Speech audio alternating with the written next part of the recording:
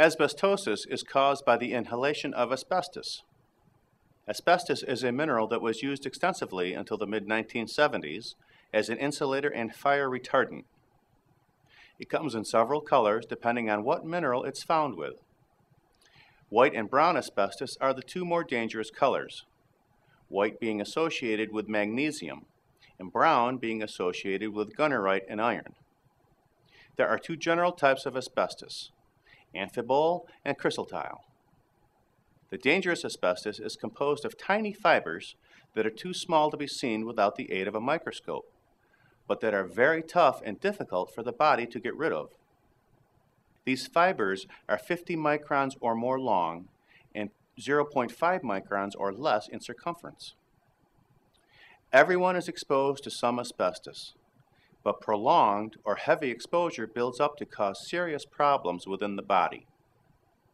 In the past, before asbestos was regulated at all, the family of people who worked in the asbestos industry were frequently exposed to asbestos at high levels as a result of asbestos dust and fibers brought home by the worker on their clothing and shoes. There are still many occupations where workers come in contact with asbestos at some level. These occupations include building contractors and workers who remediate old buildings where asbestos was heavily used, people working with brakes and clutches where asbestos is used because of its heat-resistant properties, mining occupations, and people whose jobs require them to spend a lot of time around railroad yards or oil refineries. People who live near plants that use any of the many forms of asbestos are also at risk of asbestos exposure-related illnesses. Asbestosis is found in about 1 out of every 10,000 people. The asbestos fibers, called amphiboles, travel down the trachea and into the lungs.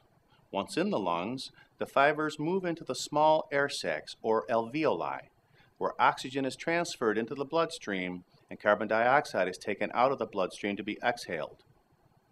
The lungs have special cells called macrophages, whose purpose is to destroy any foreign matter that is inhaled into the lungs, whether it is dust, pollen, or in this case, asbestos fibers. There are also hair-like fibers that try to push foreign substances out of the lungs far enough that the body can expel them by coughing. Because asbestos fibers embed themselves in the lungs lining, and because they get so deep into the lungs, coughing does not get rid of all the fibers. Likewise, because asbestos fibers are very fine, but also quite long, the macrophages cannot completely cover them. As a result, when the macrophage cells attempt to break down the asbestos fibers, some of the liquid they produce escapes the confining walls of the macrophage. The liquid then irritates the alveoli, causing it to become inflamed. In turn, the ongoing irritation causes scar tissue to build up in the alveoli.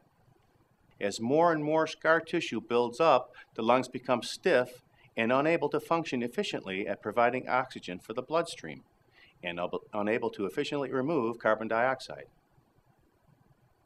The scar tissue continues to build up until it has reached a level where it is recognized as pulmonary fibrosis.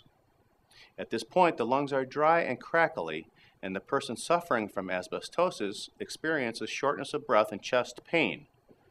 Initially, the shortness of breath is primarily a problem when the person is exercising or otherwise exerting himself, but gradually worsens until even at rest, the person cannot get enough air to breathe comfortably.